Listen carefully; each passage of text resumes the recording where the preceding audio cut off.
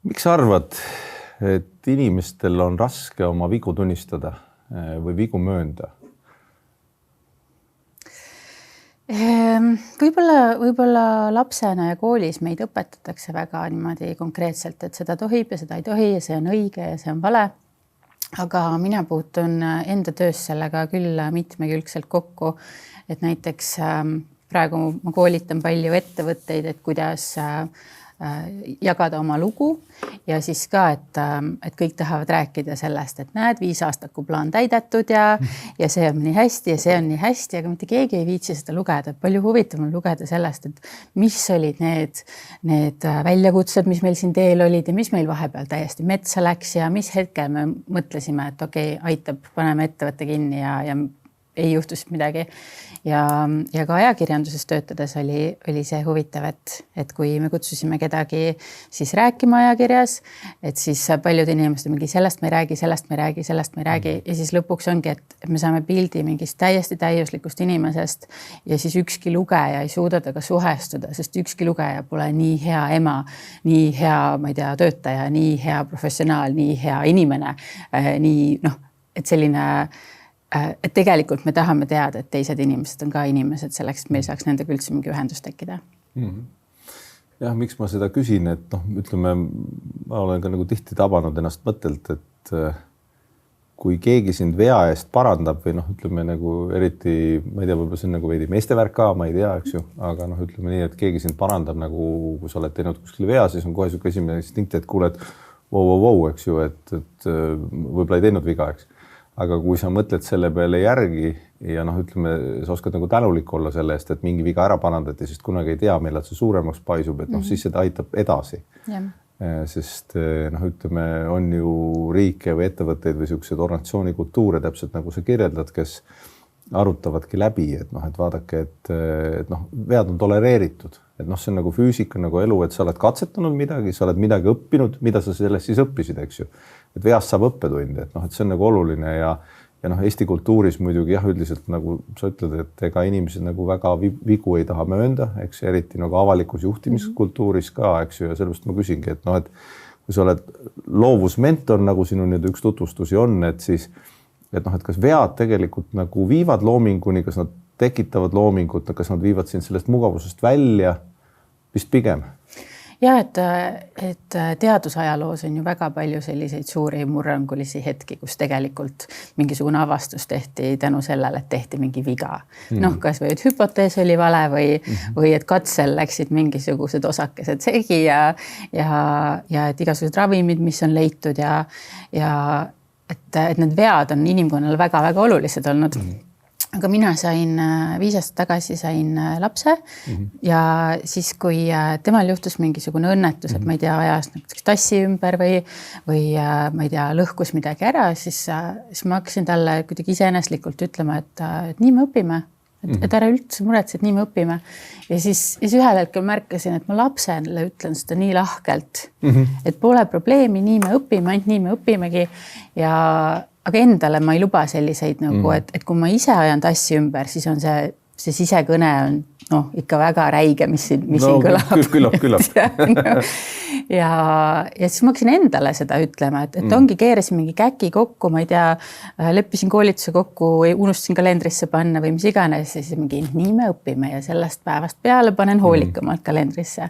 Ja et ka ma näen suhtes seda, et ongi, et kui on väga-väga tore, harmooniline suhe, siis ikka mingisugusel hetkel on mingisugused asjad, kus mõistetakse teineteist valesti, eeldatakse midagi, unustatakse läbi rääkida ja siis tuleb mingisugune sekeldus. Ja ka selles olukorras ma tunnen, et aga nii me õpimegi, sest kui me kunagi ei ole selles olukorras, siis me ei saagi seda õppetundi kätte. Et seda on vaja nagu igal alal ja loominguliselt ka, et kindlasti nendest vigadest tuleb võib-olla nii palju rohkem lugusid, et kui sa ka, ma ei tea, kas need legendaarsed armastuslaulud, need on vähe sellised, et oleme koos, käest kinni, kõik on hästi, pigem on ikkagi see, et ma petsin ja ma kahetsen või mingisugused sellised, et kui ma saaks nüüd kõik ümber teha, siis ma teeks seda teistmoodi ja siis ma tooksin sulle lilli ja nii, et isegi nagu kunstis on väga olulised igasugused need vead. No draama on alati tähtis, sellega ma olen nõus.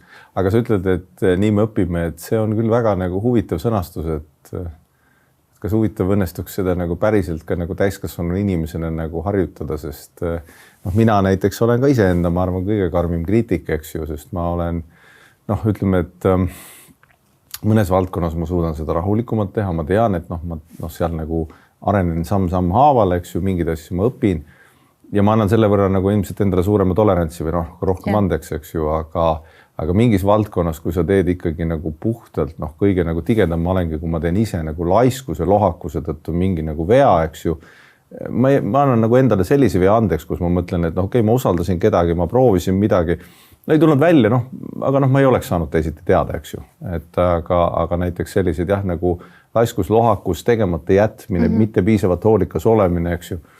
Ja teinekord ka väsimuse tõttu, aga ütleme nii, et ma ei olegi mõelnud sellele, et peaks ütlema iseendale nagu, et aga nii me õpime, eks ju, et see võib-olla annaks nagu inimestele nagu vähendaks seda stressitaset ja võib-olla ka Eesti inimestele aitaks ka kauem tervemana elada, eks ju, kui see stressitase alla läheks tegelikult. Ja, et kõiki olukordi võtta läbi selle arenguprisma, et okei, täna ma annan endast parima ja mu parim oli see kohvitassi ja ümber ajada ja ma ei tea, vaip ära rikkuda ja nii edasi, et siis täna on nii ja praegu on nii ja siis ma tegelen sellega edasi.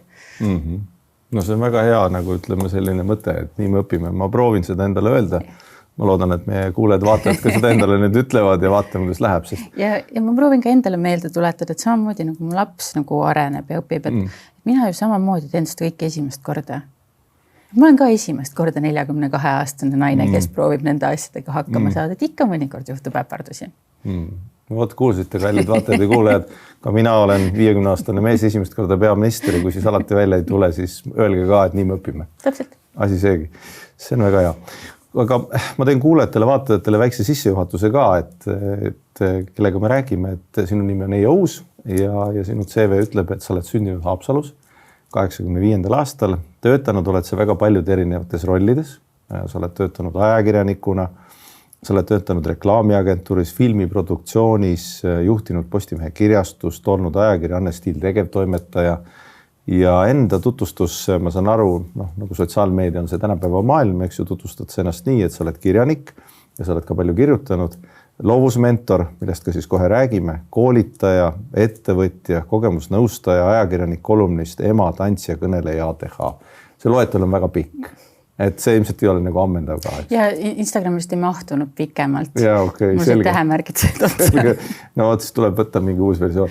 Aga ühesõnaga selgelt oled sa maailmas palju ringi vaadanud ja ütleme erinevaid kogemusi käinud läbi, et aga hakkame sellest siis peale, et mis asi on loovusmentor, mida loovusmentor teeb, et mis see roll nagu on, et kas ta ütleb inimestele, nagu sa praegu ütlesid, et nii me õpime ja ole julgem proovi järgi või mis ta teeb, ütleb, et See roll arenes välja orgaaniliselt, et ma ise ei mõelnud seda välja, vaid inimesed hakkasid küsima abi, et keegi tahaks raamatu kirjutada, aga ma ei tea, kas pole distsipliini või pole oskusi või ei tea, kust alustada.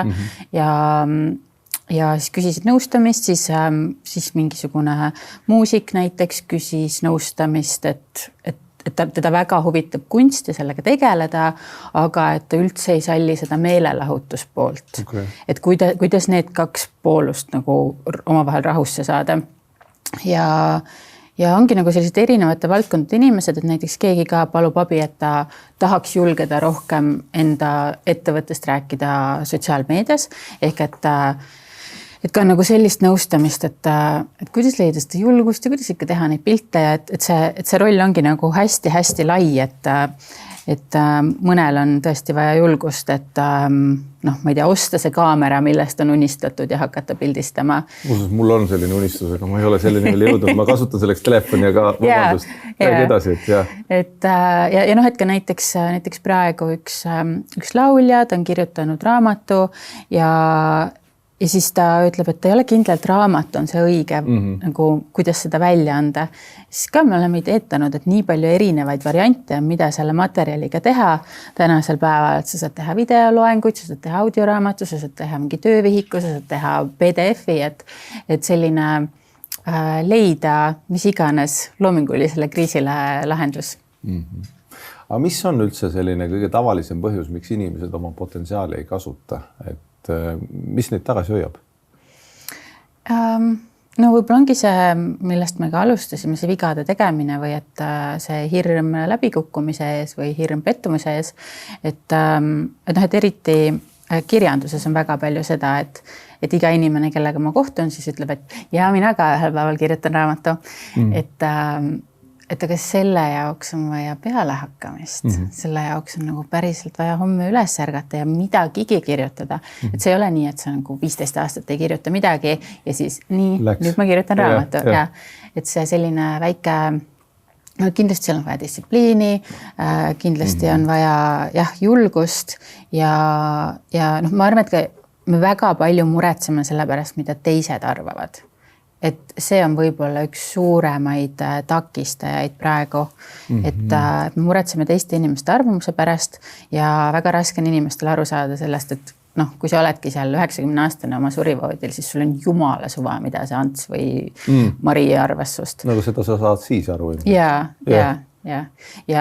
et ka välismaal romaanikirjanikud on rääkinud sellest, et kui kurb see on, et tänapäeval on nii tugevaks läinud see nagu cringe kultuur, et sa paned midagi sotsmeediasse ja siis keegi tuleb, mingi suvaline troll tuleb, lähmerdab su täis ja siis noor inimene ei julge enam katsetada, et ka sellise kunstniku. See on siis justkui nagu mahategemise kultuur või? Või et nagu, et kas tal piinlik ei ole, et nagu saaks palju lahedamini või kuidagi. Mina alati olen mõelnud selle koha peal selle lausega, mis on sellest ühest, ütleme, meie ajastu suurest filmist Jääaeg, kus ütleb see vist Laiskloom või keegi ütleb seal selle lause, et unusta väärikus, sa oled meiega, et see tuleb mulle alati meelde, kui keegi tahab midagi öelda, et sa teed valesti. Aga see on naljaga pooleks, eks ju. Aga põhiline inimesed nagu pelgavad, et kuidas sellele vaadatakse. Äkki ei ole nagu kõikide meelest piisavalt hea või äkki ei ole kõikide meelest absoluutselt geniaalne ja erakordne. No aga see ei saagi kohe alustades ju täiuslik olla. Ja et just nagu see, et nagu üleüldiselt kultuuri jaoks on oluline, et noored inimesed ikkagi nagu kirjutaksid neid armastusluuletusi ja teeksid neid, maaliksid ja nii edasi aga et lihtsalt, et see tänapäeval see tagasiside, mida nad saavad igalt poolt, et varem oligi, et mina kasvasin Noarotsis, väike mereäärne küla, seal oligi mingisugune 5 inimest, kes võib-olla nägid mu maalimiskooli üles läks, ja võib-olla siis keegi ütles, et nõme on, aga et see praegu, kui see midagi lood, see läheb internetti ja et siis sealt see nagu selline negatiivsuse laine, mis tuleb, et siis noored ei julge enam teha. Aga ütleme, et kui vaadata inimtüüpe ja sa vaatad inimesi, näed sellises suhtluses ka, et mis nende inimeste nagu eristav marker või mis eristab inimest seda, kes muudab oma elu, kes otsustab valida nagu midagi proovida sellest, kes ei proovi, et lõppkokkuvõttes mõlemad teed on ju võimalikud, eks, et ega võidki alati nagu turvalisele rajale jääda ja see ka küllap on nagu okei. Ma kuidagi ei tee seda maha selles mõttes, et minu meelest, ma nüüd võib-olla nagu ütlen nagu vastu sellele, kuidas ma ise elanud olen, aga minu meelest on küllap nagu okei, kui sa jääd oma mugavustsooni, sest see on ka okei, see on mugav, see on põhjusega mugav, see on täitsa okei muuses, et nii võib elada. Aga kui sa tahad teada, mida sa valesti teed ja mis sul välja ei tule, siis tasub ka kõiki muid asju proovida, eks ju. Ja ma olen alati mõelnud täpselt see, mida sa kirjeldad, eks, et kui ma loen neid kirjeldusi, mida vanemad inimesed kirjutavad, et mis jäi elus tegemata, eks. Ma mõtlen, et pigem vist tahaks nagu mõelda selle peale, et okei, oleks võinud 3 asja tegemata jätta, eks ju, aga mitte vastupidi, et aga mis neid inimesi eristab? Aga ametlikult ikkagi see, mida jagatakse, on see, et see kuulus lause, et inimesed surivoodil vähem kahetsevad seda, mis nad tegid ja rohkem kahetsevad seda, mida nad ei teinud. Jah, mulle ka niipidi tundub, jah. Aga võib-olla sellepärast, et nad on mõelnud endale selle ju armsaks, mis nad on teinud või halvad asjad ära unustanud, eks. aga noh, ma ei tea, ma ise ka mõtlen seda pidi pigem. Aga mis eristab inimest, kes proovib ja kes ei proovi? Kas ta peab sattuma nagu saama mingi hea tõuke või sattuma mingisse piirsituatsiooni või? Ja just, et tihtipeale kahjuks ongi see päris mingi negatiivne koht, kust inimesed teevad suuri elumuutusi. Et noh, ma ei tea, kellel on lahutus, kellel on autoõnnetus, kellel on, ma ei tea, mingi kohtumine mingi haigusega. Aga palju tehakse ju ka ikkagi nagu julguse pealt, et mida ma täna näen, et Instagramis näiteks on hästi palju sellist sisu, et kuule, täna võib olla su ülejäänud elu esimene päev ja et sa ei pea nagu kõiki sildu põletama ja nullist alustama, midagi täiesti uut tegema, aga et näiteks ongi, et kui sulle meeldib pilti teha, et siis tee otsus, et sa iga päev teed telefoniga ühe pildi, mis sulle midagi tähendab. Et keegi teine ei pea seda nägema, aga sa oled nagu alustanud justkui enda selle hobi toitmist ja toetamist. Ja noh, et seda väikeste muudatustega edasiliikumist soovitatakse tänapäeval palju, mis on minu meelest nii tore, et ei ole pliuh-pläuh kõik vaibad aknast välja ja alustame nullist. See on selles mõttes huvitav, et ka väga paljud täpselt nagu sa kirjeldad, mingite asjade jaoks oodatakse alati, et mingisugune siuke ilmutus katarsis saabub, eks ju, et nüüd nagu midagi juhtus. Miks mehed näiteks trenni lähevad, et kui süda 3 korda puperdab, eks ju, ja trepist üles minnes on raske, eks ju, siis sa saad aru, et midagi nüüd on paigast ära, eks ju, et sa pead midagi ette võtma. Ja inimestega tihtipeale muudes valdkondades ka, et sa saad aru, et sa igal juhul pead nagu välja vihma kätte minema, et sa pead nagu midagi ette võtma, kui sa tahad saavutada. Aga selle, ütleme nii, just positiivne alternatiiv, mis sa kirjeldad, võib-olla ongi see, et hakata iga päev nagu midagi tegema, eks ju, kui sa iga päev midagi teed, see on juba tee, et ma mõtlengi, et kas kõik leiavad selle tõuke või tegelikult võiks kõik, kui sa tahad midagi muuta, alustada juba sellest, et sa hakkad midagi nagu toimetama. Jah, et kas või selline ettevõtlusega alustamine, et väga palju on ju inimesi, kes käivad 9–5 tööl, nad on nagu kuhugi maani rahul olematud, räägivad õhtul sõpradele, et ma ei tea üldsegi mu potentsiaali sealt ei kasutata ja tegelikult ma suudaksin rohkem ja palk ka ei tõuse. Et siis sellisel inimesel võib olla ideaalne see, et sa nädalavahetusel, ma ei tea, heegeldad mingisuguseid nukkusid või ehitad mingisuguseid asju või et see ettevõtlusega alustamine ka ei pea olema see, et mul on 1 miljon, ma ostan tehase ja palkan turundustiimi. Et see võib alatagi sinu väiksest nagu otsusest, et ma ei tea, ma teen selle enda sõbrannale või et mulle meeldib lilli seada, et ma teen ühe kimbu nagu viin emale ja siis paned selle kas või ma ei tea Instagrami pildi sellest, et näete, ma sean lilli. Aga et see on ka, et paljud inimesed on mingi, kelleks mina nüüd ennast pean, et mina siin hakkan lille seadma, mul isegi õppinud lille seadmist või et ettevõtlusega ja nii edasi. Et ma töötasin ka aasta idufirmades ja seal oli hästi tore see, et see erinevalt tavaettevõtlusest, see, kui toetavad üksteise osas ollakse, see on täiesti pöörane. Okay. Et kõigi huvides on, et Eesti iduettevõtlusel läheks hästi, et see oleks usaldusväärne, et meil oleks väga häid tegijaid, et meil oleks edulugusid ja siis kõik toetavad üksteist, kõik tutvustavad üksteist oma investoritele igal pool maailmas ja räägivad üksteist head ja nii edasi, et see oli võib-olla minu jaoks ka nagu hästi suur siukene kultuurishokk, et nii saab ka, et me ei ole mingisugused vihavaenlased, aga et sealt iduettevõtlusest ma õppisin seda MVP, Minimal Viable Product, et sa lähedki kõige väiksema asjaga, mis selle iduga lähed teele. Et sul ei pea olema valmis ehitatud toode, sul ei pea olema vastuseid kõikidele küsimustele, aga sul on idee ja siis hakkad nurgast niimoodi nokitsema ja juba hakkad investoritega rääkima ja asi nagu võtab hoogu ja inimesed tulevad taha. Väga huvitav. Aga miks sa arvad, et idufirmades on see kultuur teine? Kas see on uus põlvkond kuidagi või on seal kujundatud seda kultuuri, sest Eestis on ju see nii-öelda ütleme uue laine või uue maailma ettevõtlus on nagu väga äge, eks, et seal on nagu nii noori kui vanu, eks ju, ja ütleme, noored inimesed on juba vanad legendid selles maailmas tihtipeale, eks ju.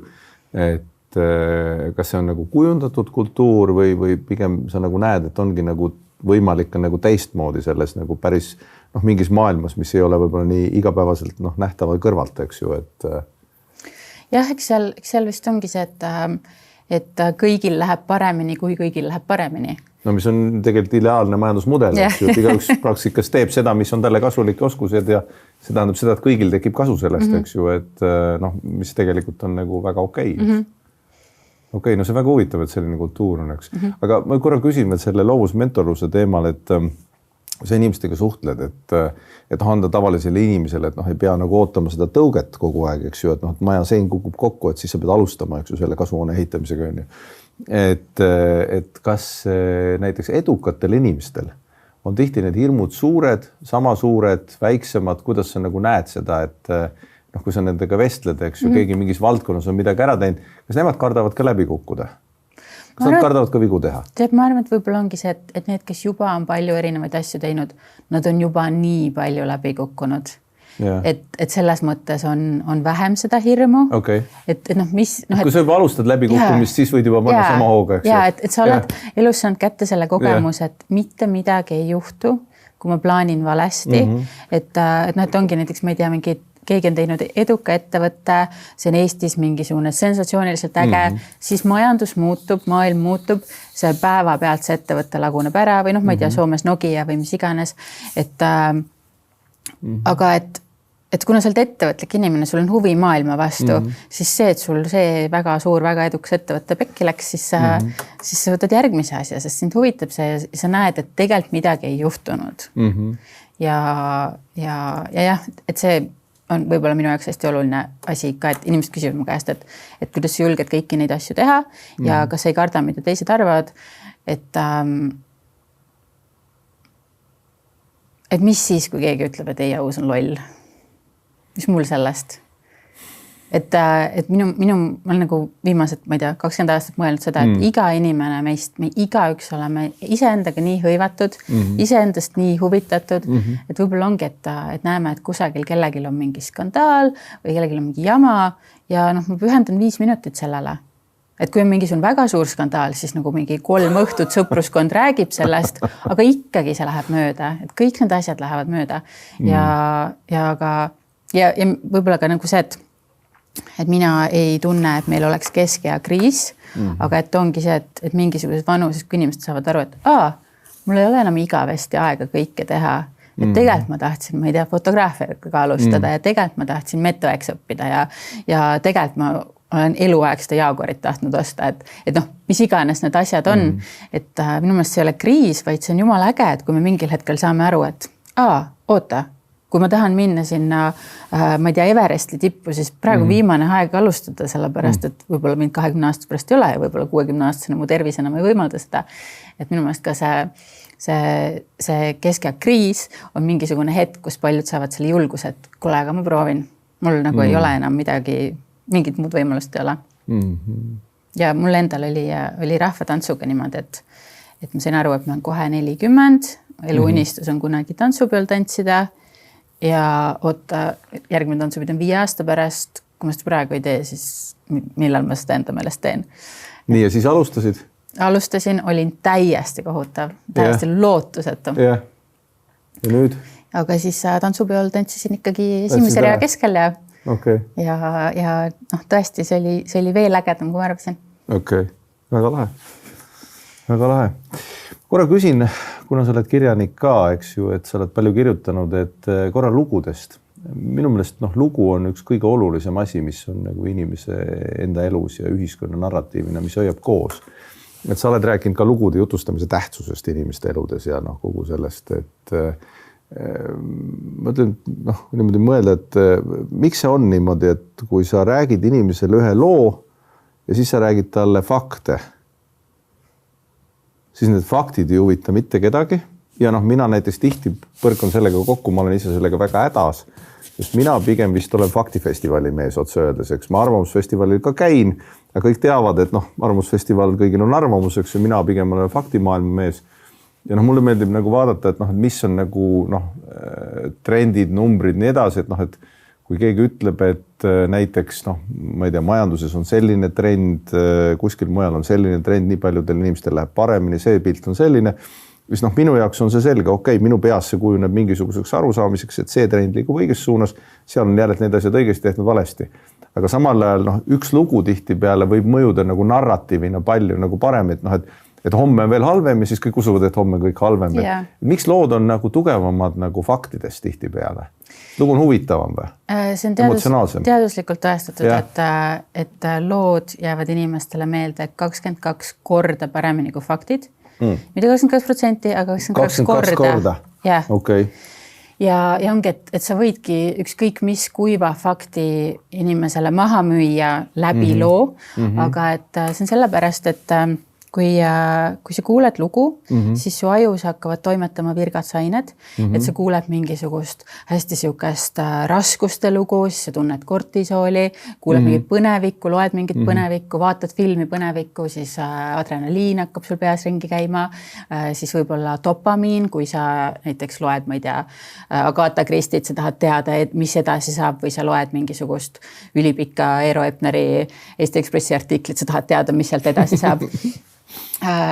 Või siis näiteks, et mingites jõulureklaamides kasutatakse hästi palju oksütotsiini, et see on niisugune nunnusus, siuksed mingid kutsikad, mingi kadunud poeg tuleb koju ja et need virgatsained on nagu väiksed mingisugused siuksed nagu ja nagu siuksed asjad, mis jäävad sulle siia kinni ja sa ei saa neid enam lahti ja see lugu lihtsalt jääb sulle igaveseks meelde, et võib-olla ongi, et 30 aasta pärast jutustad kellegi, et ma ei mäleta enam kelle käest ma seda kuulsin, aga et ükskord räägiti, et tuli üks mees metsast ja siis ta läks sinna Jaani tallu ja et sul see lugu lihtsalt igavesti meeles või kas või asjad, mis lapsepõlves kuulnud. Ma mäletan, kui mina olin väike, siis räägiti jube palju tulnuka oli jutte, et see 90-ndatel oli siuke. Need räägitakse endiselt. Need räägitakse endiselt. Need lood on samad, jah. Okei, väga huvitav. 22 korda. See on väga hariv, sest ma olen alati mõelnud, ütleme, kui ma vaatan näiteks, me rääkisime ühes podcastis Jaan Aruga rääkisime tehisintellektist, eks ju, laiemalt ja kui vaadata seda, siis ta kindlasti faktide baasilt on ta nagu väga hea võimestaja, eks ju. Seda sa võid rääkida paljudele, aga kui ma rääkisin päris loo ühest inimesest, kes tegelikult jäi nagu ilma tööta ja siis võttis erinevaid koolitusi, et mitte käega lüüa asjale üks mees ja siis ühel hetkel ta võttis tehisintellekti baasil, ehitas endale väikse kompanii ja täna töötab ta hästi, teenib rohkem raha, eks ju, kui enne ja on õnnelik hästi ja inimestele ma tajusin ka ise, et see lugu nagu läks rohkem korda, sest see oli nagu võib-olla emotsionaalsem, see oli pigem nagu päris inimesest, eks ju, kui see fakt, et sa tõesti tead, et see tööriist või vahend võib sind nagu aidata, eks ju. Et see on nagu päris huvitav, eks ju, et aga kohe küsin, et aga kuidas sa vaatad Eestis ringi? Kas Eesti inimesed ja Eesti oskab endast neid lugusid rääkida? Tead, kuna mina olen elanud hästi palju välismaal, et ma olin 14, kui ma esimest korda Eestist ära kolisin ja siis ma elasin Kanadas ja Prantsusmaal ja Argentiinas ja Hiinas ja et siis küll ma olen näinud seda, et meile on nagu nii sisse õpetatud see orjapõlve narratiiv, et oi, et meil on eestlastena nii raske, et meie siin üldsegi vaata, kui vähe on meil olnud aega. See on see tujuriku ja lugu igaks pärast vaadata, et kõik ma kannataks ära, eks ju, kui kõik kogu maailma kannatusi tehakse. Et tegelikult nagu mida rohkem sa reisid, mida rohkem sa loed, mida rohkem sa huvi tunned, siis maailmas on väga palju riike, maid, piirkondi, kus tegelikult asjad on olnud palju hullemad kui meil, et need ei ole mingisugused tõesti hoopis teistsuguses kultuuris, aga ka Euroopas on väga palju piirkondi, kus on lihtsalt, loed seda ajalugu ja mõtled täitsa hull lugu ikka. Et nad nagu ei rõhu sellele, et vaesed meie narratiivile. Ja ma arvan, et see on ju ka nagu lapsest saati kahjulik, kui sulle kogu aeg hakatakse rääkima seda, et meil eestlastena ongi raskem, meil nagu ongi see asi kohutav ja meil on see ja see. Tuleb see kõik nii tuttav ette kuidagi. Et samamoodi nagu väiksele lapsele, et ma ei õpeta ju last niimoodi, et meie peres on nagu, ongi raha vähe ja meie, me oleme veits rumalad ja mu vanaema ja vanaisa olid vaesed ja või et lapsele ikkagi niimoodi, et sa oled tubli, sa oled tugev, sa oled iseseisev, sa oled hakkaja, sa oled uudishimulik, et sa nagu võimestad kõike seda, mis on omadused, et võib-olla see Eesti lugu ka, et üks asi on see lugu, mis me maailmast välja räägime, mis mulle tundub, et me oleme seda päris hästi teinud, sest tundub, et iga välismaalane, kellega ma räägin, on see, et mingi, Eesti, et teil on nagu nii tugev digiriik ja see, aga jah, et võib-olla et see lugu, mis me endale räägime, et seda võiks rohkem positiivselt olla. ja näiteks praegu mina koolitan väga palju ettevõtteid ja siis ka nagu just sel teemal, et kuidas rääkida endast lugusid ja noh, et seal on väga raske nagu julgeda rääkida igasugustest toredast asjadest, sest minu meelest eestlastel on ka see omadus, et me pisendame kõike. Et see on, mis mina, et ma olen siin lihtsalt peaminister nagu ma midagi erilist ei tee. Ma siin lihtsalt täidan seda rolli, ma lihtsalt teen seda tööd, mis vaja ära teha. Ja ükskõik nagu mis tüüpi ettevõtet ma käin koolitamas, mis asju nad teevad, igaüks arvab, et tema töö on mega igav. Mingi, ma ei arva, et töö väga igav oleks, aga Eestis on selline võrdsuse kultuur kuidagi nagu põhjamaine. Et siin on see hoiak, et, et sa ei ole nagu teistest tähtsam. Sa seisad sabas, kui sa tahad osta oma kaalikat või kapsast, eks ju, siis sa seisad sabas nagu kõik teised, eks ju. Kuskil mujal lähevad kõik sabast mööda ja kõik on nagu erilised ja nagu teevad, mis tahavad. Aga ma mõtlen, et kuidas ettevõtetes siis saad sellest üle, et sellest räägid oma lugusid? Näiteks, et keegi ehitab raketti ja siis tal on mingi, mis see rakett, see nagu mingi, tavaline asi, võtan siit mingi mutri ja võtan siit mingi selle ja siis insener teeb seda ja siis ma ütlen talle, aga meie vaatame, kes me ei ehita raketti. See on nii huvitav. Ja jah, et kõigil on tavaliselt see, et mis nüüd ma ei ole mingi influkas, et me ei oska nagu näha enda tööd erilisena. Et mul võib-olla praegu on ka see, et tänu lapsele on iga päev see kõrvalt pilk, et mis sa täna teed. Ja siis ma mingi, et täna ma näiteks lähen peaministriga rääkima, et laps on harjunud, et nagu mis iganes mu suust välja tuleb, tal mingi, täna teed siukest asjad. Et siin kirjutasin eelmine aasta Kadrioru kunstimuuseumi audiogiidi ja siis mõtlesin ka, et ülilahe, ma saan seda teha või et siis mingi fotograafia näitusel pooltakse tuuri teha, ülilahe, ma saan seda teha ja ka, et kui ma sellest kirjutan näiteks LinkedInis, siis ma ei kirjuta seda sellepärast, et ma arvan, et see on kõige lahedam asi maailmas. Aga kuidagi, et ka avardada inimeste arusaama sellest, mida inimesed teevad, kuidas nad elavad, et mis on veel võimalik. See on kõik väga selline, kuidas ma ütlen, naljaga pooleks kahtlaselt positiivne. Et Eestis on niimoodi, et ütleme, meil ei ole kombeks kuidagi optimistlikud olla. Et nagu vabandage vana nalja eest või vabandatagu vaba nalja eest, aga kunagi oli selline nali, et kuidas Londonis Vene luurejat näha, eks ju, ta paneb teed juues ühe silma kinni, eks ju, muidu läheb lusikas silma, eks. Ehk lusikat seal ei ole ja samamoodi on Eestis, eks ju, kuidas avastada inimene, kes siia ei sobi, siis ta tavaliselt naeratab, eks ju, ta on rõõmsameelne, on ju. Et ütleme, et veidi on, et ega meil ei ole sellist nagu positiivset nagu hoiakut, et jube kihvtit paneb. Vahel on, vaatad mõnda nagu, ma ei tea, oma spordikoondist, vaatad, ma ei tea, vanasti vaadati Ott Tänakut või kedagi vaatad, eks ju, mõtled, väga äge on ju, jube kihvtit toimetavad või vaatad kedagi, kes midagi teeb kuskil, vaatad jube kihvtit. Aga endale seda nagu naljalt ei omistata, eks ju, et seda on nagu jube vähe näha tegelikult sellist nagu iseenda üle. Pere üle ollakse uhked, oma sellise toimetamise üle ollakse uhked, kui sa oled ka midagi rajanud, selle üle ollakse uhked, eks. Aga oma rolli ja igapäeva tegevust tule tihtipeale seda nagu niimoodi mõtestata küll, eks ju. Jah, ja võib-olla see polegi, sellest peagi mõtlema kui uhkusest või et ma olen nüüd kõige parem, aga ma arvan ka, et meil eestlastena on keeruline üldse igasuguseid oma edusid tähistada. Et see, mis sa ütlesid, et me oleme nagu rahvana nii negatiivsed ja pessimistlikud. Ma isegi kasutanud väljendid negatiivsed. Ma ütleks, et Eestis lihtsalt... Murelikud. Meil vist ei ole kombeks olla optimistlik või ma ei tea. Piil tuleb ikka elu peale. Just nimelt, ütleme, et pere muretsed, rahakoti muretsed, auto muretsed, korteri muretsed, jope muretsed, see on Eesti termin, eks. Ja ma ei tee kuidagi maha, sest mina olen üks neist, kes muretseb nende asjade pärast. Ma kogu aeg muretsen ette ja taha, eks ju. Aga ma just mõtlen, et meil vist ei ole kombeks nagu mõelda niimoodi, et aga kuulge, täna tegelikult nagu tuli nagu jube hästi välja midagi, eks ju. Et tegelikult läks täitsa hästi.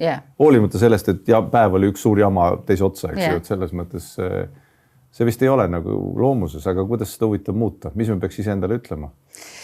No teadlased on näinud, et üli suur erinevus on inimeste vaimsel heaolul sellest,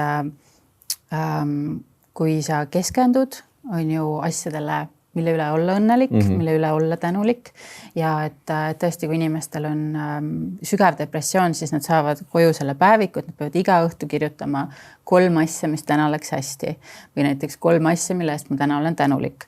Ja siis esimesed päevad ongi nii, et nagu mingi tervis on pekkis, meest ei ole, mingi lapsed ei räägi muga, koer suri ära, et nagu mis päris õudne kombinatsioon muidugi. mis mul siin head on. Ja siis, kuidas tal edasi läheb siis? Ja siis hakkad niimoodi, et täna jõudsin õigel ajal tööle, ei jäänud bussist maha ja hambaarst ütles, et hambad on korras. Et vähemalt mul nagu tonni ei lähe sinna mingisuguste hammaste parandamisele. Aga et sellega on nii, et kui siis hakkad seda harjutust iga päev tegema, siis hakkad iga päev otsima. Ja et kui nagu tavaolukorras me tihtipeale keskendume just negatiivsele, et näed, et mingi mööduv auto pritsis mu sopaseks ja mingi bussis mingisugune inimene haises ja karjus ja ma ei tea, poliitikud jälle teevad seda ja mingi maksud jälle seda ja nii edasi. Aga et kui sa hakkad igas päevas otsima seda positiivset, siis ühel hetkel sul ongi lihtsalt nagu mingi, aga see on hästi, see on hästi, see on hästi, see on hästi. Ja et sellega on toodud ka neid võrdlusi, et näiteks, et kui sa mõtled osta rohelist autot, siis sa hakkad igal pool nägema rohelist autot. See on tõsi, jah. Kõik kohad on rohelist autosid täis. See on tõsi, jah. Et see ongi see, et millele sa keskendud. Et varem pole ühtegi rohelist autot näinud ja siis äkitselt või mingi mark või et lastega ka, et võib-olla nagu lapsed on kogu aeg nähtamatud, aga siis kui ma ise olen rase, siis ma näen ainult lapsi, mingi maailm on täis laste vankreid ja laste mängunurkasid, kohvikus ja nii edasi, et see fookus lihtsalt muutub. Et see fookus võib olla ka millelgi positiivsel.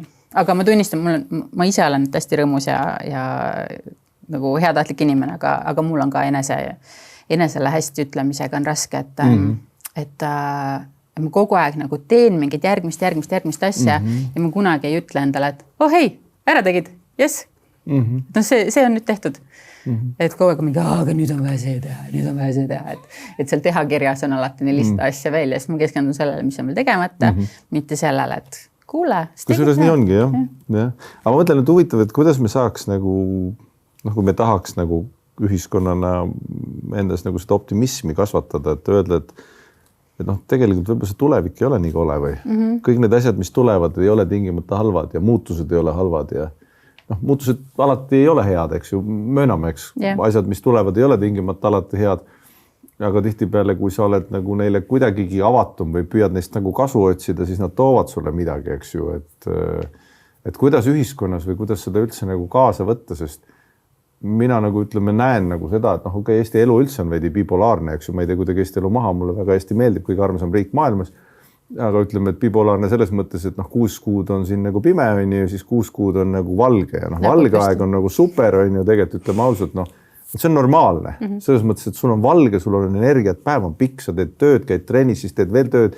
Uuesti trenni enam ei lähe on ju, kõik asju on selles mõttes, eks, aga pimedal ajal on nii, et 4 tundi heal juhul sa selles pimedas jõuad nagu midagi teha, siis on aitab, tegelikult aju juba surnud, eks, ma natuke liialdan. Et kuidas seda optimismi saada siis? Et mis me peaks siis rääkima inimestele rohkem lugusid? Faktid mulle tunduvad seda ei tee või?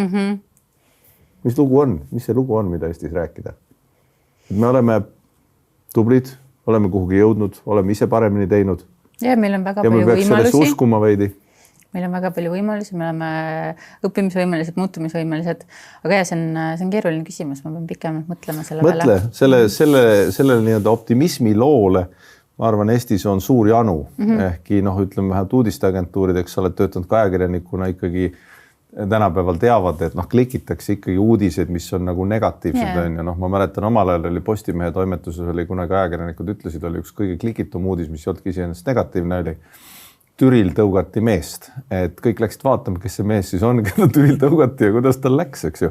Aga nüüd on üldiselt pealkirjad, et juhtus see, vaata siia, eks ju, et selles mõttes või siis veidi negatiivsemad, et see optimismi jänu ja puudus, see on nagu Eesti on selles mõttes nagu kõrb, eks ju, et vala palju tahad, et ootus selle järgi on nagu tohutu, eks ju, et siuke mõneti aega, et mina jälle mõtlen selle peale nii, et meid võib-olla see nagu selline sisemine väike rahulolematus ja siuke nagu enese küsimuse või enese nii-öelda kahtluse alla seadmine aitab meid alati nagu edasi väikse rahvana ja riigina ellu jääda.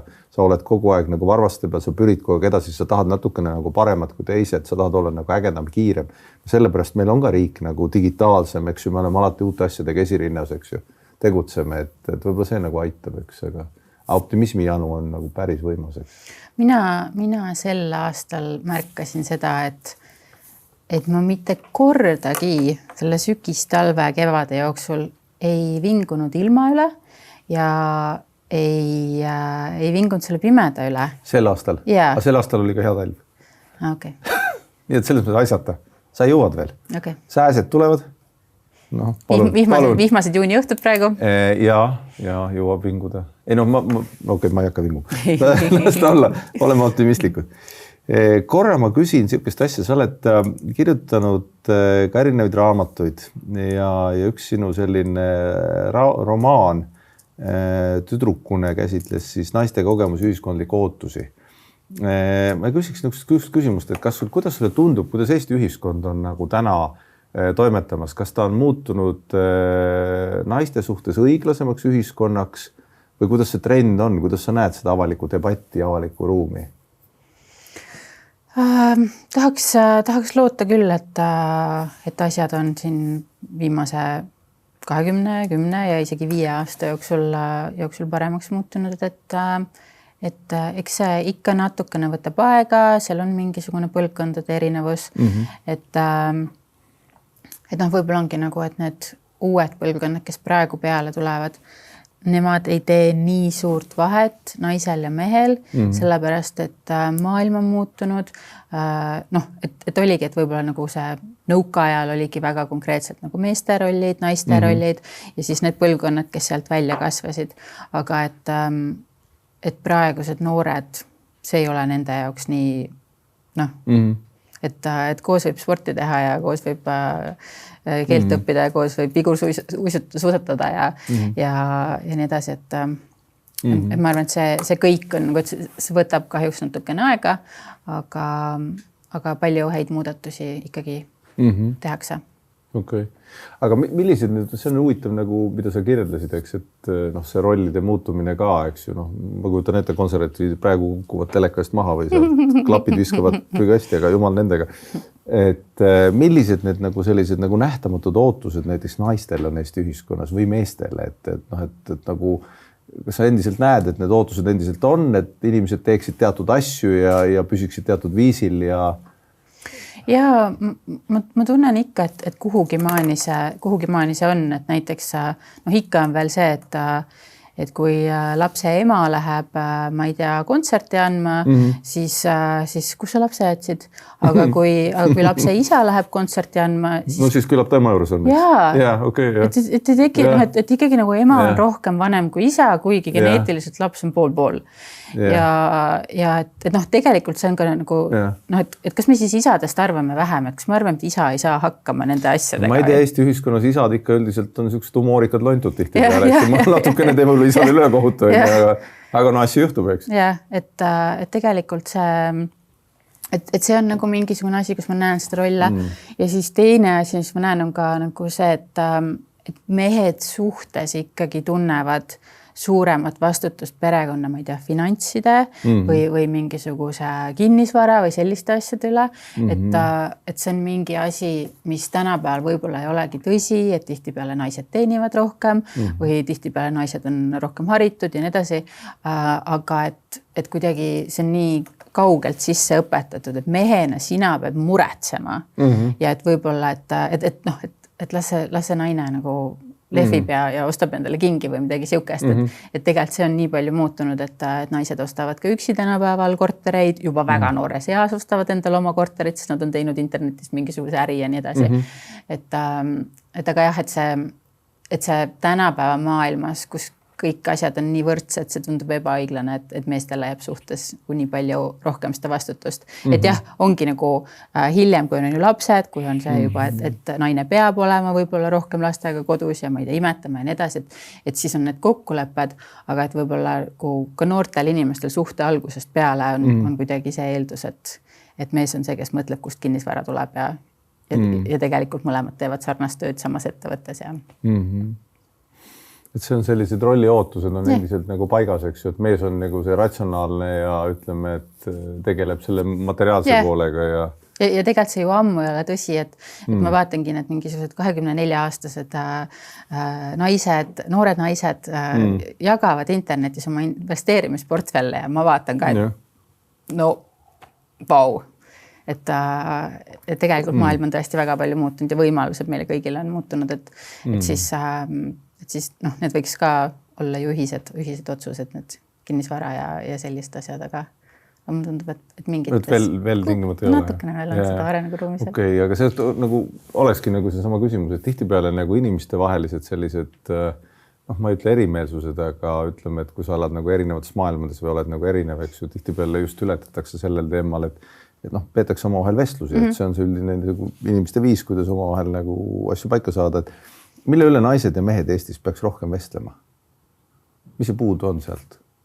Lihtsalt nii ühiskonna vaatluse mõttes. Kas naised ja mehed omavahel või nagu... Naised ja mehed omavahel. Et kas see maailm kuidagi, ma just sellepärast mõtlen, et kas see ühiskonna elu ja üldine foon on liikumas nagu pigem nagu empaatia poole, eks ju, kus nagu mõistetakse üksteist pigem ühiskonnas tervikuna, tõmmatakse kokku, hoitakse kokku või pigem nagu polariseerumise peale. Ma mõtlen just selles, ma näen maailmas näiteks, see on nüüd jälle poliitika äärealad, ühiskonnaelu äärealad, aga kirjeldatakse tihti ka nagu, kui loed mingit rahvusvahelist ajakirjandust, kirjeldatakse neid trende, kuidas noored mehed liiguvad ühes pooles nagu ütleme oma vaadetelt, eks ju, mis on niisugune nagu parem äär tihtipeale ja naised liiguvad teises suunas, eriti nooremad, mis on selline veidi nagu mõõdukalt nagu vasakpoolsem ja selline nii-öelda ütleme suurem ümberjagamine, suurem hoolivus, eks ju, et kuidas sa nagu Eesti elu sellisena näed, et kas sa näed, et meil on ka selline nagu pilt tekkimas või pigem veel ei paista nii, et Eesti on nii väike, et kõik omavahel suhtlevad ja suudavad ära jagada selle maailma ja kokku hoida?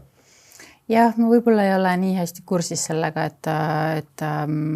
et kuidagi ka hoian sinna sellesse enda turvalisse mulli, kus on minu inimesed. Aga üks asi kahtlemata, mis on, et siin meeste tervise pärast on ju suur mure, et naisena ma kuidagi näen, et juba ma ei tea, mingist 30+ hakkasime kõikidest terviseasjadest rääkima ja arutama kõiki suhteasju, kogu aeg ventileerima. Hea meelega lähme psühholoogi juurde, kui on mingisugune asi, millega sõbrad ei oska aidata. Aga et meestel nii palju asju, mis tulevad stressist ja siin ma ei tea, noorte inimeste enesetapud ja narkootikumide kasutamine, või noorte 40, ütlen enda vanuste inimeste kohta. Et see on küll üks asi, et tõesti, kui et naised omavahel räägivad neid nagu anekdootlikke lugusid sellest, et mees sai parima sõbraga kokku, nad pole 2 aastat näinud ja siis ma küsisin, kuidas naisel läheb ja siis mees ütles, et me sellest ei rääkinud. See muuseas võib tõsi olla. Yeah. Mees ei luisanud. Yeah. Ma võin kinnitada, et see võib nii olla. Jah, et meestel see nagu kultuur on kuidagi teistmoodi, ma täitsa tunnistan, et sa nagu ei jaga avameelselt mingit muret, eks ju. Okei, kui sa oled saanud spordivigastuse, see on nagu that's about, see on nagu lagi, eks ju, et kus sa nagu jagad, eks ju. Aga näiteks kui autoga mingi jama on või autotehnikas, seda jagatakse kohe, see käib sekunditega. Yeah. Aga see on nagu asi, eks ju, see ei ole nagu sinust endast. Aga tõesti see, et ma vaatan, millest mina oma sõpradega räägin, et ongi see, et mitu korda nädalas ütlen kellegi, ma ei ole kindel selles, mis ma teen. Et nagu, ma olen seda tööd nii kaua teinud ja et ma ei tea, mul on see tunne või nagu, ma ei tea, kas ma olen piisavalt hea lapsevanem, mulle mõnikord tundub see või see, et me räägime iga nädal, saadame voice memosid ja niimoodi, et need asjad on kogu aeg teemal, laual ja siis võib-olla ongi, et mehed hoiavad nagu nii palju enda sees, et mõnikord isegi nagu nende elukaaslane ei saa aru, et tegelikult nad on depressioonis või et tegelikult nad vajavad abi. Et lihtsalt on vaja ennast järjekordsest päevast läbi pressida ja ma ei hakka kellele rääkima, ma ei taha, et kellelgi raskem oleks või ma ei tea, kuidas ma Toomasele räägin seda, et nagu, mis ta arvab must või et see meeste tervis nagu iga külje pealt on nooremad mehed nagu juba või nooremad inimesed omavahel selliseid vestlusi peavad või ei tea? Mulle tundub, et peavad. Mulle tundub, et tõesti on nagu see põlvkond on väga-väga muutunud ja on sellist palju rohkem tõesti mõistmist sellest, kuidas inimeste närvisüsteem toimib, kuidas aju toimib, kuidas nagu suhteid hoida ja et tundub, et see on paranemas. No loodame jah, sest selles mõttes see, mis sa kirjeldad, eks ju, ega meestel see tugivõrgustik on hoopis teistsugune, et sa saad, ütleme, see töötab teistmoodi, et ma ei väida, et see on universaalne, igal seltskonnal on oma, aga et see, et sa saad alati loota mingitele asjadele, toimetada, sul on selline nii-öelda võrgustik alati olemas, kellelt nagu mingid üldjoontes ratsionaalsed või ütleme piiri peal ratsionaalseid küsimusi küsida või ebaratsionaalseid või teinekord ka rääkimata lihtsalt minna kuskil istuma, eks ju, värki. Aga seda, et arutaks läbi, et vaadake, et ma selles väga kahtlen ja kas sa oskad mulle nõu anda, sellist nagu laiemat tugivõrgustikku meestel, kui sa teadlikult seda teed ja küsid, siis tõenäoliselt antakse sulle ka tagasisidet, aga jah, see vist ei ole nagu kultuuri osa, et see on päris nagu huvitav, eks. Ja sellepärast ilmselt mehed elavad ka lühemalt ja vähem tervislikult, eks ju, ilmselt, eks. Sest see stress ja üksindus on ikkagi Põhjamaades on nagu täitsa kindel nagu tapja, eks, et seal pole kahtlust on. Ja korra ma küsin seda, et sa oled, nagu sa enne mainisid, Tai, Kanada, Prantsusmaa, Hiina, Argentiina. Sa oled käinud igal pool. Igal pool ei ole, aga väga paljudes kohtades, et mida sa nendes riikides nagu näed, et kas sa läheksid veel maailma, kas sa läheksid kuskile elama ja kas selleks on nagu vaja nagu julgust otsast alustada või sa pigem nagu tunned, et näiteks kirjanikuna saad sa minna igale poole, sest legend on ju nii, et kirjanik läheb Pariisi, eks ju, vaatab, nii tore, eks ju, kirjutab raamatu valmis ja saadab selle tagasi, eks ju, ja raha muudkui tuleb pangarvele, eks ju. Nii vist ei ole päris, et ja okei, purustame unelmi siis, eks ju. Vastan selle teisele osale praegu. Palun väga. Okay. Et raamatud mõnikord võtavad ülikaua aega, et siis mäletan, kui Prantsusmaalt tulin, siis pidin kirjutama minu Prantsusmaa raamatu ja ütlesin, et 3 kuu pärast on teil käsikiri laual. Mul läks 3 aastat sellega. Okay. Ja praegu on üks raamat, milda ma alustasin aastal 2006. Nüüd on 2026. Et see, et ma olen 20 aastat tööd sinna sisse pannud, et see on töö, mida keegi kunagi tagasi ei maksa või millest nagu sellist ei ole seda väärt. Aga see tuleb see raamat? Jah. Okei. Selge. Inimesed põnevuse kohtavad. Ja, aga see maailmas ringi käimine, et üks huvitav osa selle juures on see, et see on mind teinud nii suureks patrioodiks, et ongi, et iga kord, kui ma tulen Eestisse tagasi, mul on mingi siin töötab see ja siin töötab see ja mingi see ja siis see ja kõik asjad saavad lahendatud, et a la Prantsusmaal see mingi meeletu bürokraatia, et sa lihtsalt ei suuda uskuda, et sa ei saa mingeid asju teha, sest see bürokraatia on nii narr või et Kanadas näiteks, kui ma elasin, siis seal sai kõike teha tšekiraamatuga, 2009 ja ei saanud kaardiga peaaegu kusagil maksta. Ja minul oli Eestis 9 aastasest peale, nagu ma ei tea, aastast 94 oli mul Hansapanga kaart. Ja et ma olin 9 aastast peale harjunud, et kõik asjad käivad piiks ja piiks. Ja Eestis muuseas see tšeki põlvkond on täitsa vahele. Ja kunagi see korra nagu oli, aga keegi vist väga tõsiselt seda ei võtnud, mulle tundub. Aga kuidas see tšekiga majandamine üldse on vaatajatele, kuulajatele? Sa lihtsalt kirjutadki tšeki välja. Ja see võib tühi olla, sul ei pruugi kontol mingit raha olla. Ja kogu aeg tšeki raamatuga ringi. Ja annad lihtsalt nagu mingi paberi, annad sellele toidupoele, annad paberi, kuhu sa paned enda allkirja, et näed, siin on näiteks 50 Kanada dollarit ostsin selle produkti. Ja siis tegelikult sul ei pea kontol raha olema. Ja kui ei ole, mis siis saab? No siis pank tuleb uurima, et mis värk on? Jah, mis värk on ja pane raha ja siis saad panna või nagu ära kaduda. Ja see on päris jabur tegelikult, oleme ausad, võrreldes meie eluga tegelikult. Ja siis näiteks Kanadas ja paljudes muudes kohtades on see, et poehindadel ei ole makse sees. Aha. Ja siis, kui sa lähed kassasse, siis saad maksud teada. Ja siis tuleb nagu mingi $16 juurde või midagi sihukest, aga et minul, kuna nooremana oligi nii vähe raha, siis mul oli alati segadus, et okei, ma panen siis mingi 4 asja tagasi või andke mulle see tšekiraamat. Päris jabur. Okei, väga huvitav.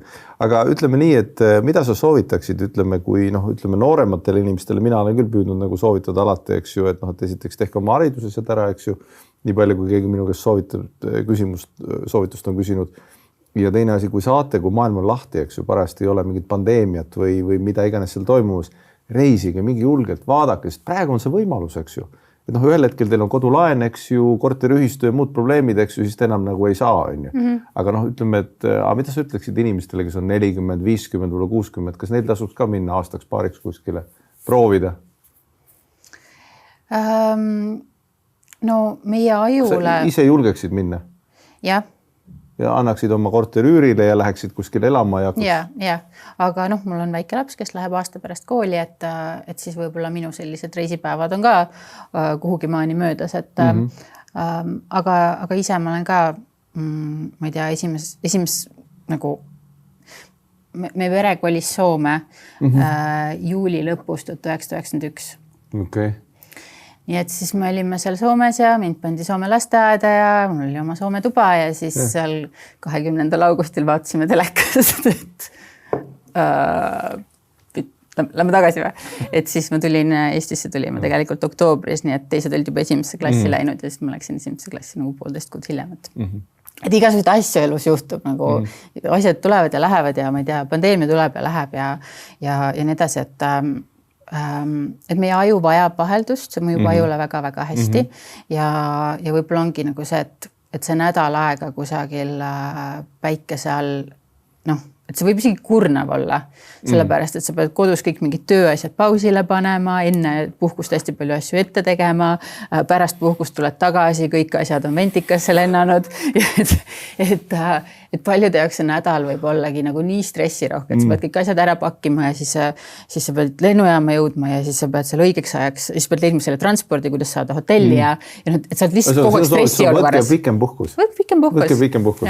Et tänapäeval ka, et rohkem inimesi teeb seda, et saavadki aru võib-olla, ma ei tea, 45-sena, et see elu, mis meil ees on, ei ole enam lõputult pikk ja et võib-olla nagu 67-sena mul ei ole enam seda tervist, et ma jaksaksin matkata, ma tahaksin käia, et siis noh, mingite asjadega on see, et okei, mul on elus jäänud nii palju puhkusi ja ma olen unistanud alati, ma ei tea, Jaapanisse minna või Marokosse minna, et ma nüüd peaksin selle plaani võtma.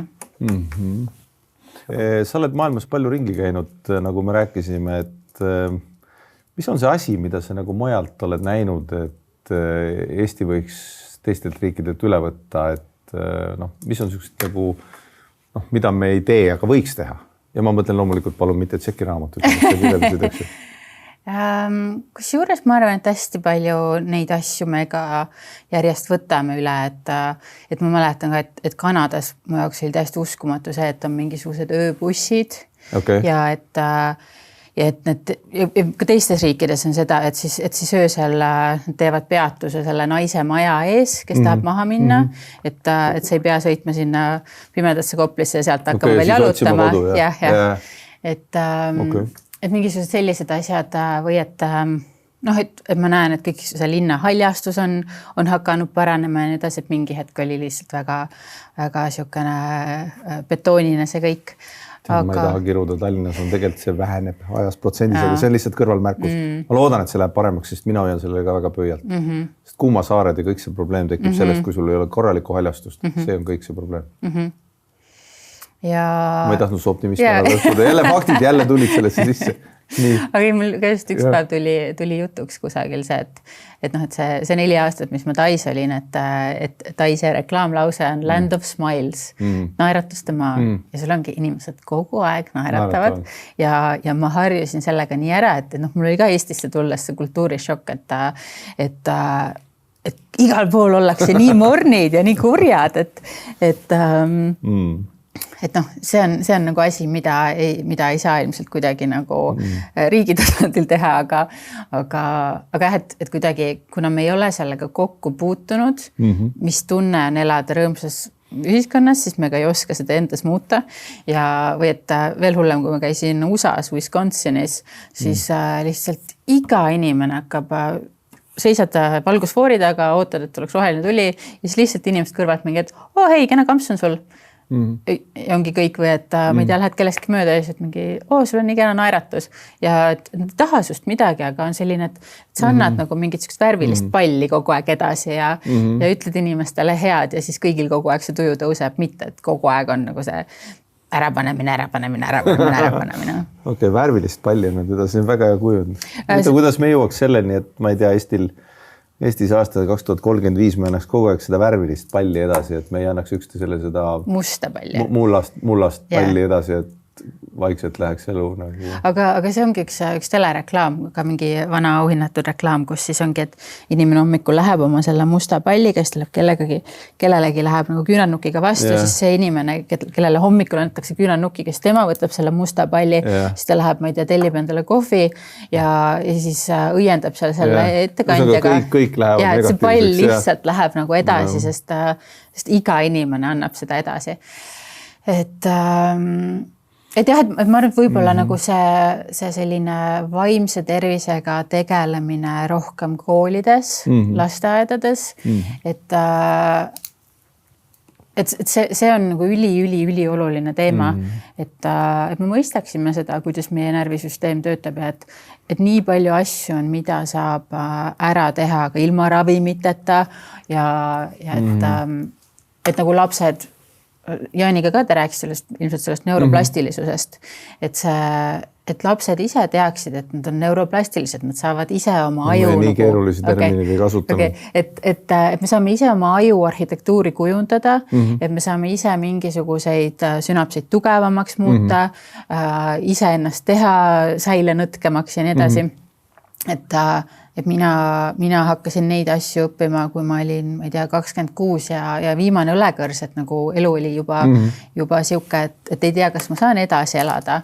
Ja et siis õnneks mul sattus haiglas väga tark arst, kes siis hakkas õpetama neid asju otsast peale. Ja noh, et see on ka, miks mulle kogemusnõustaja töö väga meeldib, et me saan nii väikeste asjadega anda inimestele täiesti uue elu. Et kuidas muuta oma mõtteid, kuidas muuta mingisuguseid mustreid, kuidas sellest negatiivsusest välja murda, et noh, nagu ma ütlesin, et mu see enda sisemine kriitik, see, kes nagu hommikust õhtuni piitsa annab ja kõik mingisugused väiksed viperused hiigelsuurteks puhub. Ja mured ette ära muretseb. Ja. Et tõesti selle tegelasega ma ikka veel pean tegelema, aga see on ka sellepärast, et ma hakkasin temaga nii hilja tegelema. Et see enda sisekõne oleks positiivne, et sa näeksid igat asja arenguvõimalusena ja mingi, et siit ma jälle õppisin, et mitte jälle kukkusin läbi, vaid et ma õppisin midagi. Ja et võib-olla see vaimse tervise teema on minu jaoks praegu selline, ma tunnen, et on kõige olulisem, et lapsed ja noored saaksid juba kaasa sellepärast, et siis need täiskasvanud, kes meil on, et nad ei ole mitte ainult nagu vaimselt tervemad, aga nad on füüsiliselt tervemad. Kõik see raha, mis Tervisekassas alles jääb ja kõik need, ma ei tea, mingisugused läbipõlemised, suitsiidid ja nii edasi, et alkoholism absoluutselt vaimse tervisega seotud. Et see teema on võib-olla minu jaoks hästi oluline. Ja ma olen nõus. Vaimse tervisega tegelemine on ülitähtis, eriti kui vaadata seda, mis maailmas on toimunud, eks ju, ja kogu see selline, nagu sa kirjeldasid, mahategemise kultuuri nagu laienemine ka veel, eks ju, et mitte miski pole piisavalt hea. Ja eriti see võrdlusbaas tihtipeale on ju nii, et kui sa varem võrdlesid seda elu nagu raamatust loetu naabri ja kõige muuga, eks ju, siis nüüd kõik on sul ju nagu ainult pöidlega lased, eks ju, ja see kõik on väga äge, eks ju, selles mõttes ja siis see võrdlusbaas ilmselt hoopis teistsugune. Yeah. Ja seal nagu sa ütlesid, on väga harva üldse see, et keegi ütleb, et mul läks viletsalt. Et tegelikult ikkagi sedagi tehakse koomiliselt, eks ju. Selles mõttes on see väga õige. Ja. See oleks tore küll, kui Eesti selline oleks, kus inimesed suudaks seda vaimset tervist hoida, et sinu jutt pigem viitab sellele, et mind on ka süüdistatud optimismis aeg-ajalt erinevate nagu selliste ka faktide väljatoomisel, lugude rääkimisel, eks ju, nii et see on ainukene õige tee tegelikult, kuhu edasi minna, eks ju, kui tahad, et ühiskond paremaks saab. Jah, või nagu selle negatiivsusega ka, et mis siin olid just raamatute teemal, et paljud inimesed mingid, et ma ei tea, et oled siin kirjanik, aga mitte keegi ju enam ei loe ja inimesed ei loe ja nii edasi. ja siis mõtlesin, et ma ei tea, mulle tundub, et inimesed loevad jumala palju ja siis nüüd, kui tuligi see uuring välja, siis see eestlane loeb, mega palju, mega häid uudiseid oli seal, aga et ongi, et kuidagi nagu, kui sa enne ka ütlesid sellise, vihjasid kuidagi, et majanduslangus, majanduskasv, et kui sa räägid inimestele seda, et meil on majanduslangus, meil on majanduslangus, siis nagu kõik panevad oma rahad koti sügavustasse ära, mitte keegi ei julge enam tomatit osta, ja siis see majandus hakkabki langema. Ütleme nüüd vaatajatele, et see lõik ei ole meil kokku ette lepitud. See oli täiesti iseseisev. See ei ole minu jutt selle kohta, mida ma arvan sellest, kuidas on võimalik konjunktuuri alla rääkida. Aga nii täpselt on. Nii täpselt ongi, kui sa ütled kellelegi, et sa ei saa hakkama, siis täitsa kindlalt ta ei saa hakkama. Ja isegi kui ta saab hakkama, ta on ikka pettunud. Selles mõttes on täitsa kindel. Ma olen 100% sinuga nõus, et see on, need muutuvad sellised nii-öelda isetäituvateks ennustusteks. Kui sa ütled, et kõik on halvasti, kõik läheb nässu, küll ta nagu lõpuks läheb ka. Ja siis ei olnud mitte nagu fakti teadmine, vaid sellise täitev ennustusi. Eestis on neid, ma ei tea, selle mullase palliga ringi käivad tüüpe on ikka viimasel ajal väga-väga palju. Et kuidagi on neid, nagu öeldud, strateegiliselt paigutatud, nii et iga päev kohtad vähemalt ühte. Nii et see kuidagi nii on. Aga ma korra nagu tõmban kuidagi seda nagu vaikselt koomale ka, sest inimesed, kes kuulavad, teevad oma koduseid toimetusi või trenni, et nad saavad klapi kõrvast ära varsti võtta. Et mulle tundus nagu, et sinu soovitus ja vaata, ma olen nagu ise alati mõelnud spordis ka, eks ju, et ma ei tea, minu nagu igalühel on oma spordialad, mida ta vaatab, eks ju, spordiala, kus mina vaatan, et mõni on väga elegantne, eks ju, mängija, mõni on, tennises näiteks, mõni on väga nagu kas või katkise jalaga mängib, on ju. Kolmas läheb lihtsalt kõigega vaeva, eks ju, 5 korda päevas teeb kõike. Et ma olen alati juurelnud selle üle ja viimasel ajal pigem jõudnud selle juurde, et distsipliin alati ületab nagu motivatsiooni, eks ju. Ja seda, mida sa kirjeldad, ma lihtsalt küsin pigem, et kas sa arvad, et see on nagu õige tee või õige arusaamine. Et seesama nagu mõte, et alustada julgelt väikeste asjadega, eks ju, kui sa tahad midagi nagu paremaks teha või muuta, alusta väikeste asjadega, eks ju, et tee julgelt need väiksed vead ära, sest siis üldiselt on juba lihtsam suuremaid teha või. Et kuidas sa nagu seda kirjeldaks, et mis su soovitus oleks, kui inimene ära kuulab, mõtleb, et okei, väga huvitavad mõtted, et ma tahaks midagi nagu teha ise paremaks. Siis kui ma noorem olin, siis mul käis õudselt närvidele see, et mu kohta öeldi, et kes teeb, see jõuab. On vist siuke ütlus. On küll, jah. Ja tänapäeval ka niimoodi, et mõnikord kirjeldan, mis ma see kuu tegin või mis ma see nädal tegin ja siis keegi tuleb sinna sotsmeedias kirjutab, et nagu kes teeb, see jõuab. Aga tegelikult ma nüüd saan aru. Ülijabur lause. Aga nüüd ma saan aru, et see nagu ka tegijal juhtub on tegelikult jumala hea lause. Tegijal juhtub on minu meelest arusaadav, sest ilma tegemata ei juhtu tihtipeale mitte midagi. See on minu jaoks täitsa arusaadav. Ehk, kui sul juhtub mingi äpardus või viga, millest me alguses rääkisime, siis on sellepärast, et sa tegid midagi. Et kui sa kodus Stevenil istud, siis sul ei saagi vigu tekkida. No igal juhul. No jah, mul on kodus üks 8-aastane. Tema istub seal vahel ja siis me ikka imestame, kuidas see krõps sinna diivani vahele on saanud. Hea kui on krõps. Aga ta ütleb, et see on ikkagi müstiline asjaolude kokkulangevus, eks ju. Me üldiselt jõuame sinna, eks ju. See debatt lõpeb seal. Jah. Aga mis küsimus oli? Küsimus oli see, et kumb on tähtsam, kas motivatsioon või distsipliin, sest motivatsioon on nagu siuke, see on see tõuge, et sul nagu liblikas lendas, sein kukkus kokku, ma ei tea, eks ju, süda hakkas puperdama. Või siis teine variant on see, et okei, aga ma täna tegin veidi, homme teen veidi veel, vaatame, mis edasi saab. Et mul oli ka siin paar nädalat tagasi oli mingi totaalne siuke madal punkt, olen seal päeval midagi teha ei taha, tegelikult ju teha asju on palju. Ja siis rääkisin naabriga juttu ja siis naaber ütles, et aga sa tead ju väga hästi, et nagu energia on vaja saada, nagu et kuni sa hoiad seda energiat seal nagu mingisuguse palli sees, siis energia ei saagi nagu kasvada ega voolata ega midagi. Et ta ütles, et lepime kokku, et sa teed praegu 5 asja ära ja siis vaatame, kuidas sul siis on. Ja tegin need 5 asja ja siis tahtsin edasi teha. Sul on selline naaber? Jaa. Mul on maailma parim, mul on lihtsalt, meil on 2 maja naabrid niimoodi, et sa võid ükskõik mis kell, ükskõik mida minna küsima, et mingi palun mine apteeki ja ma ei tea, palun hoia mu last, kuni ma käin arsti juures ja nagu ma ei tea, üleeile läksin. See on muidugi juba kahtlane selles mõttes, et Eestis ei ole kombeks oma naabritega hästi läbi saada või suhelda. Kogu aeg on üks jama teise otsa. Ja, et see on tõesti praegu kuuled vaatajad sattusid jälle segadusse. Nad ei usu seda lugu, ma arvan, nad arvavad, et see on välja mõeldud. Ja, meil on 2 maja, me tähistame koos vabariigi aastapäeva ja mitte nagu, mitte ei ole ridaelamu, aga et on kortermajad, 2 kortermaja kõrvuti ja väike õu on vahel.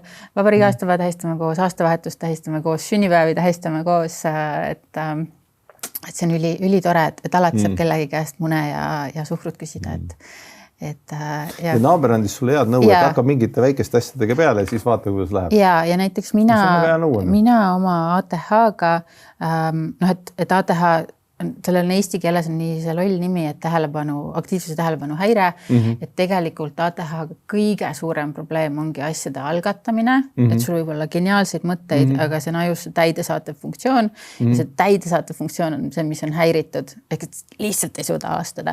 Ja siis sellega ka aeg-ajalt, nagu kui mul asjad kuhjuvad, siis ma käin jälle psühholoogi juures ja siis psühholoog on mulle ka selgeks teinud, et ma saan dopamiini järgmise asja tegemiseks eelmise asja tegemisest.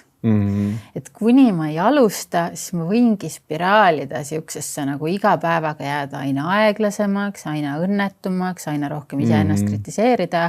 Aga et kui ma hommikul ütlen, et nii, ma ei lükka seda edasi, vaid ma kell 9:00 saadan selle meili, ma ei tea, trükikojale, mida ma olen edasi lükanud, siis kui ma teen selle ära, siis on kohe ajul on mingi, et see on sama nagu trenniga. Ja siis vahepeal näiteks üks asi, mida ma proovisin, et teine koht, kus me saame dopamiini, ongi trenn. Et see oligi, et ma saadan ühe meili, siis ma teen, ma ei tea, 20 seda kõhulihast, siis ma teen ühe kõne, siis ma teen 2 minutit planku või nii palju, kui ma jõuan. Et siis ka see sport annab mulle seda. Kas see aitas ka või? Jah. Aitas? Okei. Aga seda endal oli raske seda püsivust leida, et pigem ongi nagu ühel hetkel, et ma saadan 3 meili ära ja siis ma tahan edasi saata, et siis ma ei taha seda laua tagant enam ära minna. Aga see tõesti on, et kui sa juba alustad, see on palju lihtsam teha mingit järgmist asja, et ma siin talvel kuidagi, sügisel oli liiga palju tööd, siis ma talvel mõtlesin, et on rahulikult ja siis ma võtsin nii rahulikult, et siis lihtsalt nagu see enese aktiveerimine muutus täiesti võimatuks. Okay.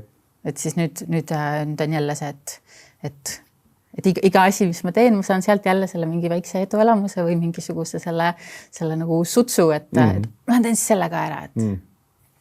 Ühesõnaga veidi head tehes ja veidi midagi tehes võib juba väike säde tekkida ja niimoodi edasi saada. Ja, või näiteks trenniga, et mina kogu aeg mõtlesin, et 20 aastat polnud trenni teinud, sest lihtsalt mul ei ole aega, et mul tööd on nii tähtsad ja nagu ma olen oluline inimene nagu kontoris. Ja siis nägin üks kord LinkedInis, et üks ettevõtja, kes on abielus ja kel on lapsed, et ta ütles, et ta teeb iga päev 15 minutit trenni.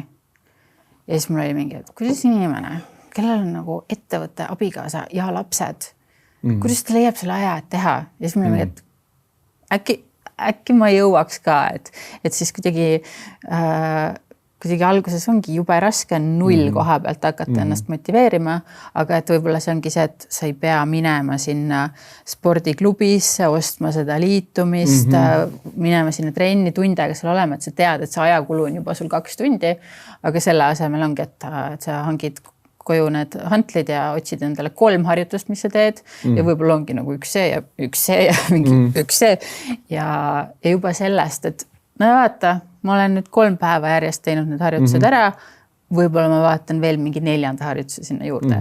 Et mis iganes teema see on, et tervisega ka, et kui keegi tahab, ma ei tea, näiteks alkoholi kasutamist piirata ja siis üks õhtu joob ikkagi sõpradega veini, siis mõtleb nii, okei, maailma lõpp nüüd kõik nagu ma rikkusin ära, aga tegelikult kui sa vaatad seda kuuplaani, siis kuuplaanis on toimunud areng, sest näiteks iga õhtu enam ei ole seda veini.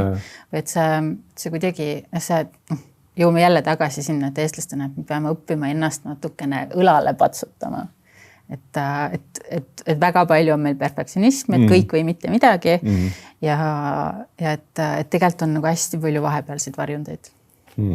Okei, aga ma siia lõpetuseks küsin, et saatuse tahtel oled sina kirjanik, loovusnõustaja, loovusmentor, paljud muud asjad, eks ju, mina peaminister, et kui sa oleks peaminister, mis sa teeksid minu asemel, mis oleks üks soovitus, mida sa annaksid? No mina õnneks ei saa peaminister olla. Okay. Mul oleks siis vaja mingisugust 5 lapsehoidjat, kes ikka vaatavad, et ma oleksin kohal ja teeksin oma asja. Peaministril on nõunik. aga ma ei tea, mulle tundub, et noh, ma vaatan ka igaüks vaatab natuke enda rollide pealt, on ju, et minu kõige tähtsam roll on lapsevanemana ja siis ütleme ettevõtjana ja kultuuriinimesena, et ma tunnen, et nagu kõikides valdkondades inimesed tahavad kindlustunnet, et noh, et praegu on olnud järjest nagu haridusreforme ja maksureforme ja ma tean, et noh, põhiseaduse järgi Eesti kultuuri ja keele säilima jäämine on ju oluline, aga et võib-olla sellises nagu igapäevas loomeinimesed on mures, et kas peaks ümber õppima, kas peaks midagi muud tegema, aga et sellist võib-olla nagu pikka plaani, kindlust, et me teame, et me oleme hoitud ka nagu 5 aasta pärast ja et see, et inimesed kardavad muutusi, see on ka võib-olla see, et neid muutusi on nii palju, nii äkitselt olnud, et isegi kui need on positiivsed muutused, siis kui neid muutusi on hästi palju korraga, siis tekib siuke tunne, et jalgealune kogu aeg kõigub ja jälle mingisugune uus asi, millega harjuda, et midagi siukest. Kõlab väga inimlikult. Nii, aga aitäh sulle tulemast. Aitäh sulle. Tervitan vaatajaid ja kuulajaid ja siis järgmiste podcastideni. Aitäh! Aitäh!